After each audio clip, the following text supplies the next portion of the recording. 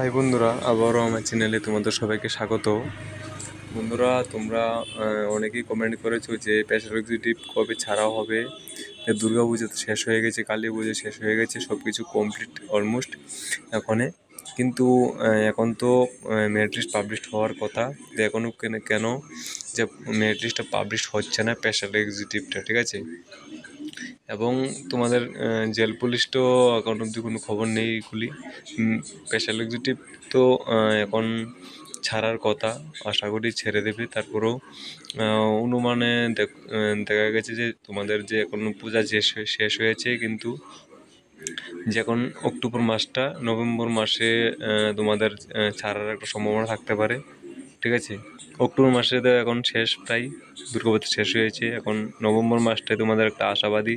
কিন্তু একটা কথা বলবো তোমাদেরকে, তোমরা কিন্তু আবারও যে দুর্গাপুজো শেষ হয়েছে এবং কালী পুজো সব কিছু শেষ হয়েছে, কিন্তু এখন তোমাদের আবারও নতুন করে ডেপুটেশন জমা দেওয়ার একটা সিদ্ধান্ত নিতে হবে। কারণ কিছুদিন আগে যে টেট এক্সাম দিয়েছিল যে ছাত্রছাত্রীরা, তারা কিন্তু একটা ডেপুটেশনের ক্ষেত্রে সবাই একসাথে জড়িত হয়েছে।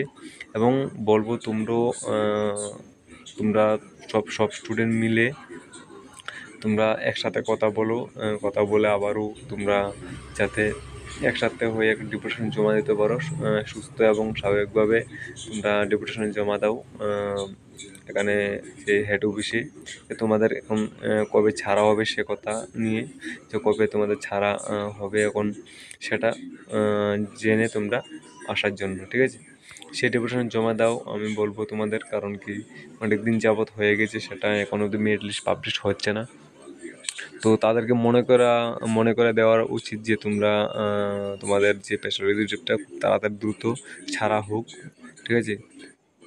তো এটাই বন্ধুরা, যে তোমাদের কথা বলার ছিল যে তোমরা এখন তোমাদের ডেপুটেশন জমা দেওয়ার একটা সিদ্ধান্ত নিতে হবে। কারণ আশা করছি সবাই যারা জেল পুলিশ তারাও কিন্তু ডেপুটেশন জমা দেওয়ার সিদ্ধান্ত নিতে পারে। তোমরাও কিন্তু ডেপুটেশন জমা দেওয়ার সিদ্ধান্ত নিতে পারো আবারও, কারণ বারবার তোমরা ডেপুটেশন জমা দিয়েছো, তো তাও কিছু হয়নি, তারপরও তোমরা আবারও দিতে পারো ডেপুটেশন জমা, ঠিক আছে। তো বন্ধুরা, আশা করি বুঝতে পেরেছো। তো ধন্যবাদ, তোমরা যে কথাটা বলেছি সেটা তোমরা দেখতে পারো, আমরা সবাই মিলে যাবো আবার, ঠিক আছে। তো ধন্যবাদ।